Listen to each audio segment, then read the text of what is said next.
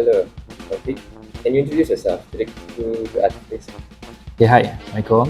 My name is Muhammad Taufiq bin Jusoff, also better known as Taufiq Jusoff. I am 33 years old this year, and I'm currently working as a Zoho consultant in the IT industry. Okay, so in general, I've actually been working since 2006. I was Form 4 at that time, all the way up to today. There hasn't been an actual week or month or day that I was not working. I was either doing something part-time or full-time. I have been working in several jobs since 2015 until today. I am currently working with an organization called Kumpulan Aplikasi Sempurna, and they are Zoho Premium Partners. So basically what Zoho is a system that covers end-to-end related to business processes. So where do we come in? We are consultants that would typically approach clients that are looking to digitalize their system. What I do is I would typically get their system requirements based on how they want it, study their existing process, and then I'll match it with an existing software that comes from Zoho, and then come up with a solution that works best for them. So when we are proposing a system to a specific client, they may feel that at that point of time, they may know better. So they decide that they don't want it. Of course, as humans, if you are not familiar with these kind of situations, you probably take it personally. But for me, because it comes with years of experience dealing with people and clients, so I would say I'm actually very comfortable with how I deal with them and the work that I'm doing today. This typically happens when you are faced with something new, something you're not familiar with. So I have been doing this integration, basically assisting in copying over the functions for it to integrate human resource management, where it tracks the attendance. And from the information that we get from the attendance, we'll push it to the payroll system. So I have done this probably about 10, 15 times.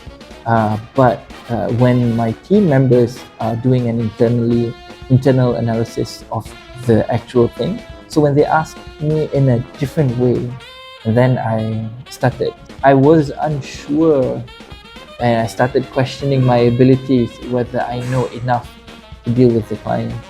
But the working environment where I'm in, they actually ensure that I feel comfortable and that I understand that every time this circumstance happens, which it happens a lot, they are ready to assist in ensuring that the amount of knowledge that I have is sufficient. In terms of screwed up, I would say I did not gather enough information that is required to build a system, and that information, despite the client not telling me directly, it was within my means or responsibility to gather as many information as possible. So what they did was they let me know that in the future, before I end a discussion, they would actually prepare me with additional questions that I could ask. They don't benefit from yelling, screaming, or being offensive to me in that circumstance. It's counterintuitive, I would say, yeah. In your current job, do you need any specific qualifications for to apply for it? Like you need dance or something like that? Okay, so the current job, well, I'll be very honest that I'm working in the IT sector, but my qualifications are actually diploma in pharmacy. Oh. So the requirements for the job was actually, when I first started off in the company, was that you needed to have some form of analytical, critical thinking skills for them to understand the clients. I actually have years of experience in doing computers, repairing computers, doing my own personal sales and whatnot, repairs, upgrades, consultation. So I've been doing that since I was 9. So I believe it was because of the technical capabilities that I managed to gather throughout the years of experience dealing with people and understanding the job scope, which actually helped me get into the job. Yes. It would actually be the satisfaction of accomplishing something. Like, say for example, in my working space, we need to consult or deal with clients, and every day it's a different client, and because of how dynamic the actual job is, it actually motivates me to want to work more, because I've worked in places where the job scope is monotonous. You do repetitive jobs, like in a pharmacy.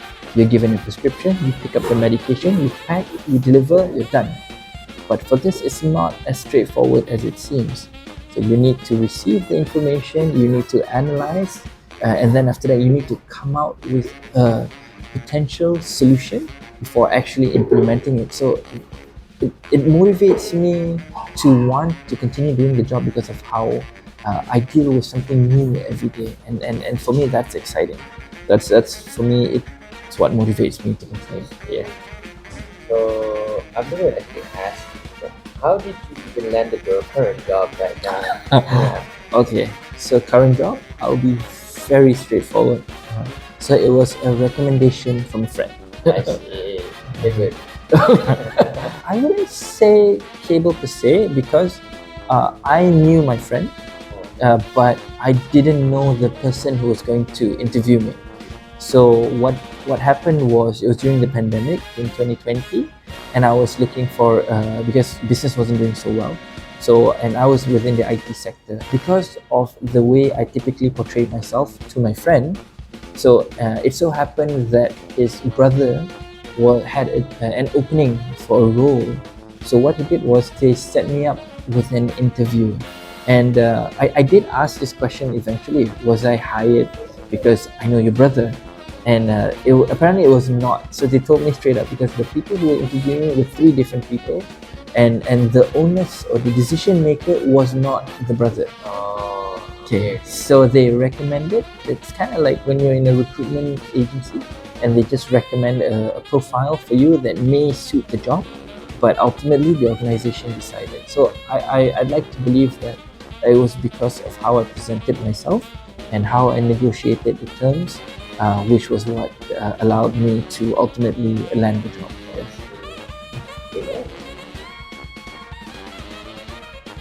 So in 2017, when I actually started doing business, I was actually presented with an opportunity that, if it did happen, I would have been able to retire at a very young age. Wow.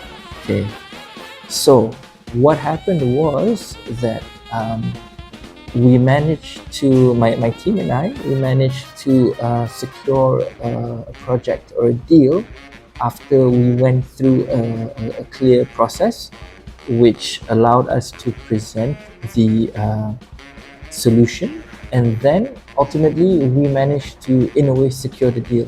Now, the deal ultimately didn't fall through for certain reasons, but I felt that the most rewarding part of that whole experience was the ability for me to be in touch with people in high positions that someone in my level would never have been able to do it on my own. So it was because of the ability to how these business network, and they recommended, and through recommendations, which allowed me to actually present, or at least an opportunity for me to showcase what my team and I would have. But it gave me hope because of the opportunities and the networking capabilities that I had, where I would go to business meetings and go to business opportunities here and there, meet new people. It made me learn that it's possible. So in the future, I know it's possible with the right methods and persistence. You will be able to reach the highest, or the decision makers ultimately. Yeah. Okay, my advice for people out there. Number one would actually be to focus. Okay, Focus. focus. The reason why I'm saying this is number one is because when you don't know what you want, it's highly unlikely for you to secure that particular uh, um, dream or job. So your inability to focus will prevent you from actually going for it. So say for example, you're distracted with 5 other methods of making money. Yeah. Okay, there's so many methods when you should be focusing on one thing in particular and be really good at it. I'm sure you've heard of the term jack of all trades, Yeah. master of none. So uh, you should at least try to focus on one particular segment and become an expert in that. And of course, the additional skills that you have on the sides, the rest of the things should not be a main focus at all. You should be able to focus, because when you can focus, you understand. It's only when you understand why you're doing it, why are you getting this particular job, why you want to be in this job, and because you focus, you will ultimately find your motivation and what drives you forward. So that one thing, one strong advice I give to students out there, one is focus, and number two is actually network with people. Talking to people. Yes, speak to as many people as you can. You may not need to, it does not need to be transactional. You may need to say that when you speak to somebody, all you need to do is let them know who you are, and who knows, somewhere down the line, they may either require your services or they may recommend you to someone because, and sometimes just because you told them, hey, I'm doing this particular freelance job. If you know anyone, I'm the guy. So with these two things, inshallah, I think you should be able to make it through. Is there anything you want to say to the audience? I just want to say thank you very much for the opportunity for me to share. I hope that whatever it is that I'm sharing will, if not a lot, if anything, would sedikit sebanyak membantu lah.